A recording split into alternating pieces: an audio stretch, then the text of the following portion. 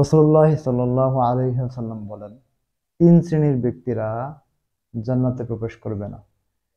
এক্ষেত্রে তিরমিজি শরীফের 1963 নম্বর হাদিসের মধ্যে রাসূলুল্লাহ সাল্লাল্লাহু আলাইহি ওয়াসাল্লাম ইরশাদ করেন, قال رسول الله صلى الله عليه وسلم لا يدخل الجنة خب ولا منان ولا بخيل।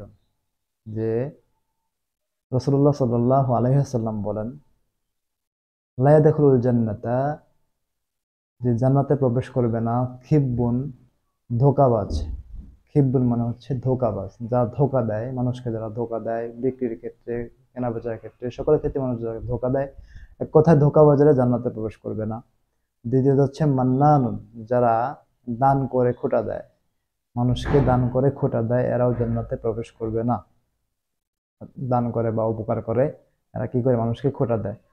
তৃতীয়ত হচ্ছে বাখিলুন, মানে কৃপণ ব্যক্তি, কৃপণ ব্যক্তিরাও জান্নাতে প্রবেশ করবে না।